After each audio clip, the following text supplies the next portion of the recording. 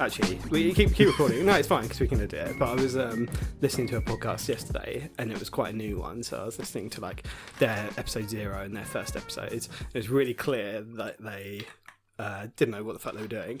So like they'd be having a conversation, and then this music would just fade in, drown out the conversation, and fade back out. It would just be a completely different point. So, I don't know what was happening.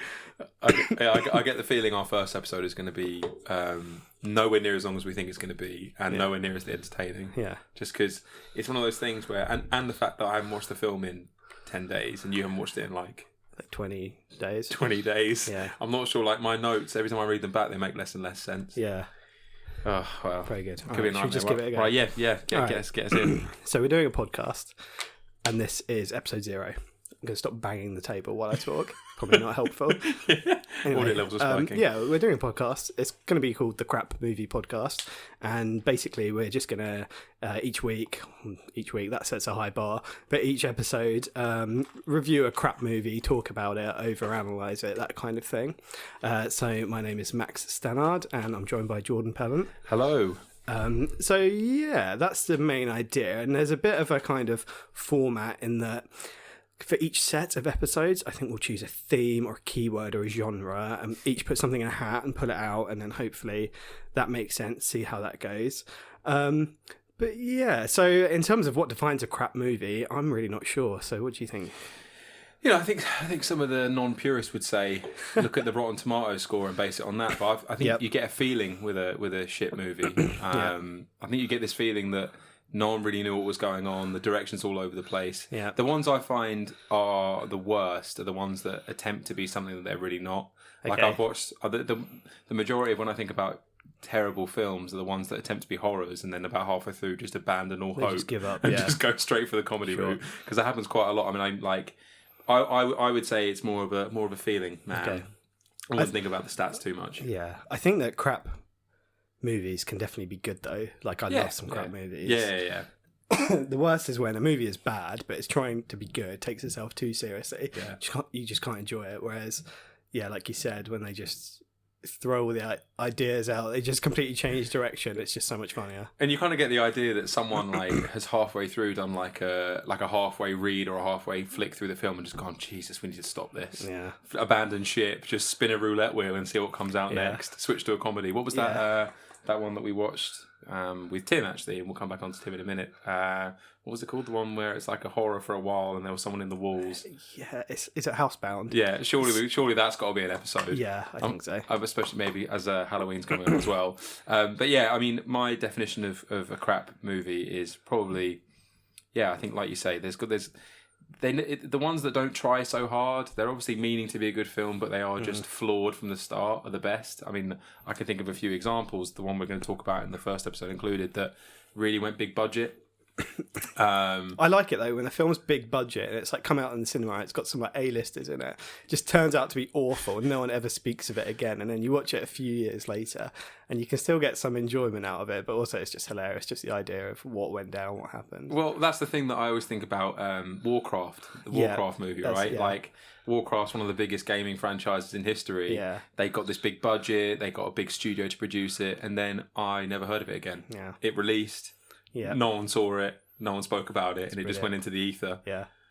So, I don't know. I was gonna ask about like how you got into crap movies or what's been your like experience of them, because for me, when I was like a early kind of teens, you know, when you get to that stage where your family are all going to bed but you're staying up, and for me, like a way of life was like Channel 5 at like 10 o'clock, see what movies are on. Yeah. And it was always stuff like Anaconda with Jennifer Lopez, a lot of like monster films, and then like the action films from like the 80s and 90s, like Demolition Man and stuff like that. I had a few people at school and would watch like whatever was on and just talk about it, and some awful horror films as well. So that's kind of what got me onto just watching rubbish and just really getting into it. Yeah, I think organically, like as you were talking, I was thinking Channel 5. Mm-hmm. You know, when the main programming stopped, when whatever the main program was on Channel 5, do they ever have main programs? Whenever the kind of 9 o'clock finish, you turn it on and it would be some awful film. You never quite catch the beginning of it. It'd always be about halfway through. And even though you joined halfway through, you immediately got what the plot's about. Exactly, yeah. And it was mainly just boobs was the first one that I remember ever seeing on Channel 5. It was just this horrible horror film that was trying to also be like an American Pie.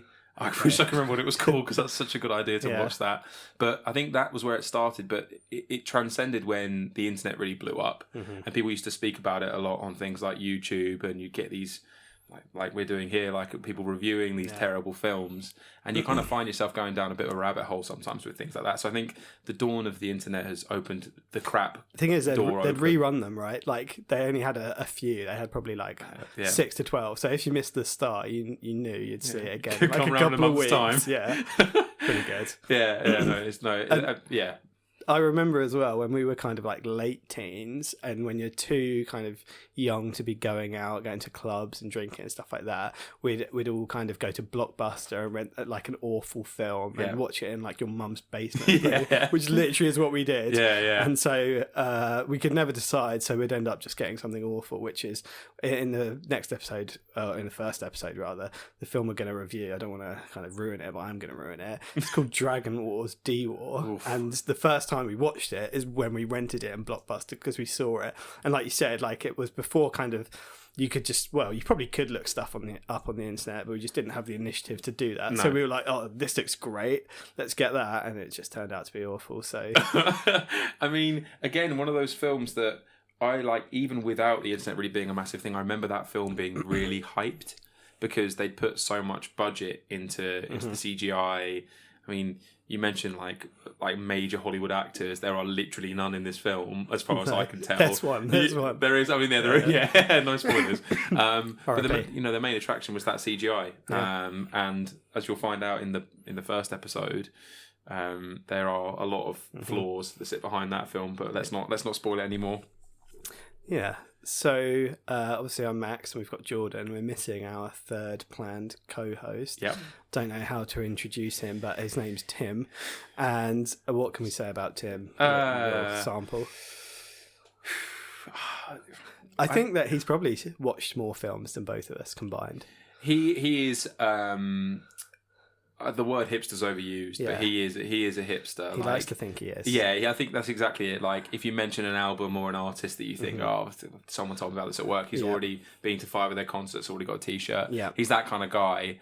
I think we broke him with the suggestion that we did for the first film. I think we actually broke him because I think he thinks of himself as a bit That's probably why he's not here tonight. Yeah, still recovering. I think the good thing about Tim is, because me and you have always watched like terrible films and really enjoyed talking about them, but I think for Tim, he's really kind of tried to stick as much as he can to the Art Nouveau and like decent Hollywood films. He's got high standards, right? So he just will watch anything. I'll watch straight from the gutter, but Tim is very much into that high class stuff. So I think he's quite a nice contrast to us. Otherwise, we could just talk about this for hours. Whereas I think he actually got slightly sick to his stomach from watching that film. I wanted to turn it off multiple times. But so.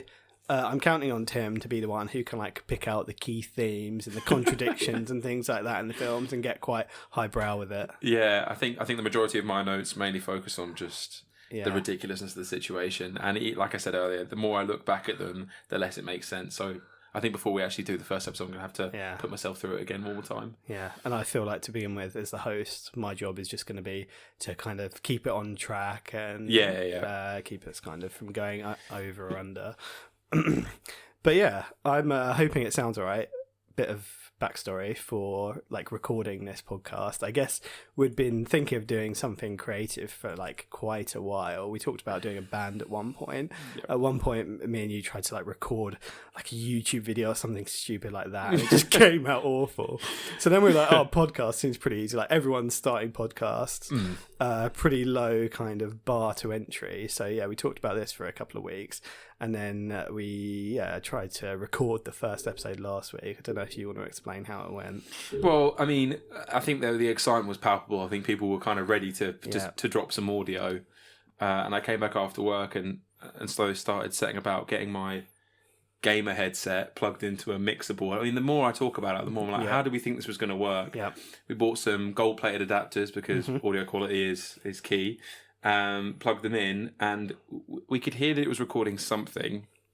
Every time we spoke directly into the headset microphone, nothing. You could hear like a little kind of mumbled noise in the background.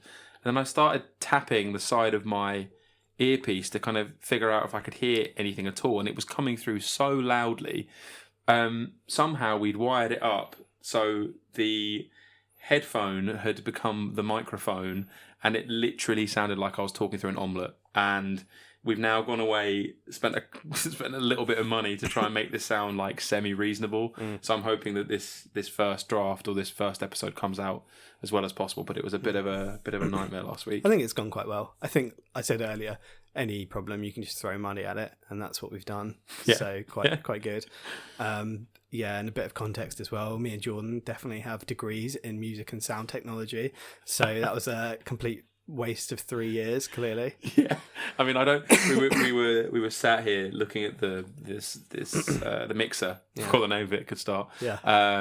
And this is something that we were doing for literally 3 years at university. And as soon as I unboxed it, I was like, what is this? I feel like I learned a lot immediately at university, and then as soon as I started working, it all just went out the window because. Why does it matter when you're working in sales? Yeah. Unless I'm selling boards, which I probably should be, to be honest. You should be, yeah. Yeah. And when we were kind of muddling our way through last week, Tim was literally just sat there, had no idea what was going on, eating KFC chicken poppers, and he was so annoyed that we dragged him all the way to London. Well, that's the thing, because he's not even here, is he? Because me and you live, 10-15 minutes apart from each other, but he lives in Hertfordshire, where we're both from originally. I feel like this is the proof of concept for Tim to actually get back into it and... send him an MP3 of this and say, look, it's actually going to happen at some point. Very good. All right, well, it's been 11 minutes, so time has kind of gone pretty well there. I don't know how to wrap this up, to be honest. We need like a little cheesy kind of ending. See you next time. Cheers.